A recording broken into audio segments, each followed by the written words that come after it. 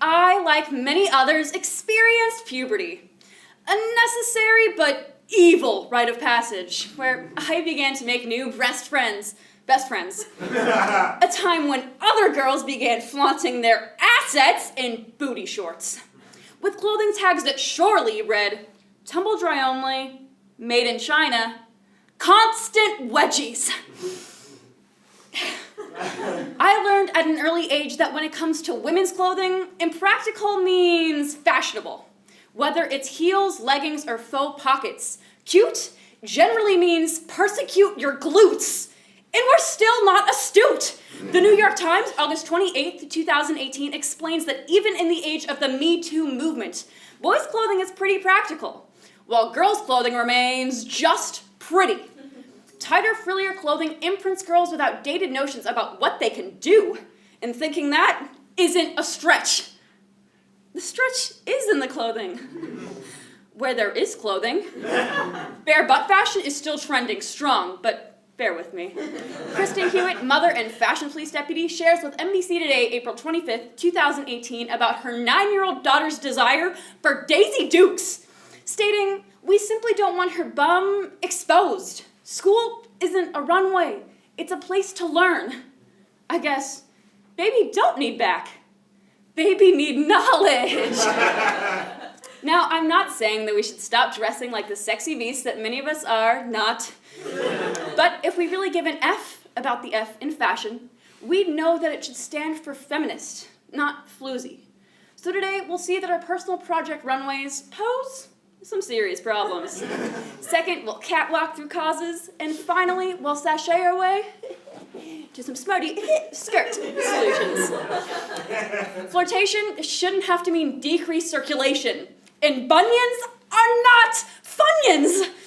They just smell like them. In 1881, history's first feminists had bees in their bonnets about women's irrational fashion and founded the Rational Dress Society to denounce 1, discomfort, 2, impracticality, and 3, unnecessary trends, similar to our modern fashion disaster.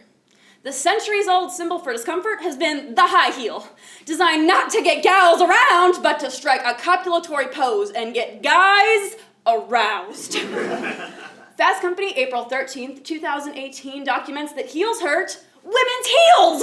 Yet 40% make this unnatural butt lift a part of their daily routine, along with spine pain, sciatica, blisters, band-aids, and bloody stumps. But some still refuse pumps, like fashion victim Nicola Thorpe, who wasn't so pumped when it caused her to get the boot from her job. She reflects to the mirror, January 13th, 2018, "I don't need a study to tell me that wearing heels causes long-term damage. Last Friday told me that." It also told her that men think with their dictators, and male designers have long created a conspiracy of impracticality. Faux pockets, no pockets, puny pockets. While men have pockets to hold things, we have to hold things. The Guardian, May 16th, 2018, points out that women's pockets are 50% shorter and narrower than men's. Why spend mere pennies adding pocket length when women pay hundreds out of pocket for a handbag? We need pocket change. No, not your money. But if you have some to spare, please see me after I'm done with this. All proceeds go to a worthy charity. My new purse. Pink taxes included. All that's the tip of the iceberg. With the new unnecessary trend being butt cleavage. According to Cosmo, it's like under boob, but under butt. And sun's out, buns out, as the Sun, September 12th, 2018, touts fashion brand Pretty Little Thing and their bum-ripped skinny jeans. High-waisted business in the front, but party in the back. Coming up behind, we have denim designer Carmar and their new extreme cutout pants. First, jeans, no pockets. Now pockets, no jeans! The Rational Dress Society was publicly shamed for promoting pants. Similar to today, their struggles were caused by 1, unhealthy standards, 2, the patriarchy, of course, and 3, outdated rituals. Our unhealthy sexiness standard is a wolf in sheep's clothing. The New York Times, February 7th, 2018, worries that women felt they needed to look hot on dates. A given.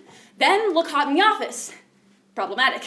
And now, look hot at the gym, where we go to get hot. Dermatologist Dr. Lauren Plock discloses to Insider September 6, 2018, that yoga pants cause rashes, or worse, a reminder of puberty. Acne? But on your bum. Additionally, the fashion industry doesn't discriminate. I've been told that every man has a set of seam that squeezes your scrotum so badly, you'll manspread out of necessity. Gentlemen, we're in a bind because of a common enemy, the patriarchy. Retail research firm McKinsey & Company, October 28, 2018, discloses that men disproportionately influence well-known women's wear brands. 85% of CEOs are men, and more than half of our clothing is designed by men.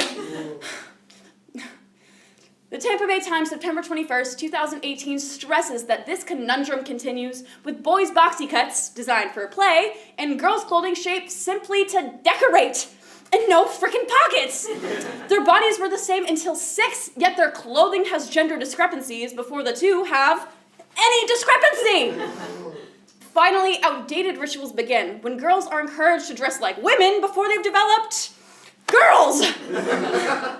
USA Today, March 6, 2018, warns that what our boys and girls see today can undermine the Me Too movement's message, that women be treated like human beings, not sexual playthings.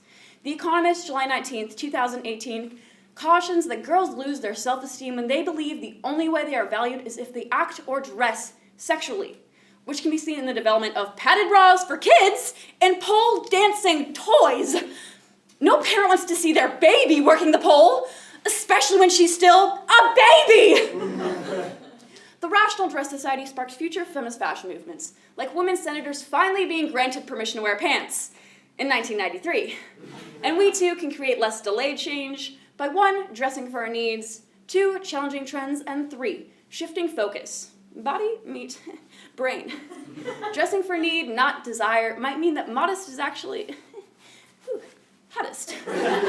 Lauren Shields, author of the 2018 book The Beauty Suit, illuminates how her year of shedding makeup and sexy clothing actually made her a better feminist. After all, how liberating can high heels and tight pants really be if it doesn't empower adult women to do what a child can, like pick something up? F this! Ow. Funyuns? Were these here the whole time? Liberate yourselves, ladies. Unless your feet smell like Funyuns, because that was gross. The book advocates that we reconsider blindly accepting hotness as a substitute for real power, as it's misogyny disguised as a feminist rhetoric, or in other words, a Trojan horse, but with cute shoes. Additionally, functional feminist fashion is finally challenging current trends. The San Francisco Chronicle, July 31st, 2018, recognizes brands famously named after the men who founded them, like Calvin Klein and Givenchy, being taken over by women CEOs and developing practical clothing. Also noted as pushback against years of this prescriptive impracticality, we see Vogue in their historic photo shoot featuring all flats. The shoes were flat, not the women. Finally, we need to shift our focus. Psychology Today, June 7th, 2018, praises the Miss America beauty pageant, who announced Miss America 2.0, which will no longer feature the swimsuit portion of the competition, which means that we will no longer have to see the winner of Miss America be crowned runner-up to Miss Ogeny. Yeah! Today, we saw the problems of impracticality. Second, we cringed through causes. And finally, we found a solution that will help us slay this season. Although it may seem initially like we're coming up short, approximately 3 inches, functional feminist fashion is finally moving females forward. Hoochie shorts and stripper heels have their place, but we may need to reconsider when that is, especially when we're advocating for women's rights. Like when we burn our bras or wear our pussy hats. Don't burn your bras. For some of us, those have a function.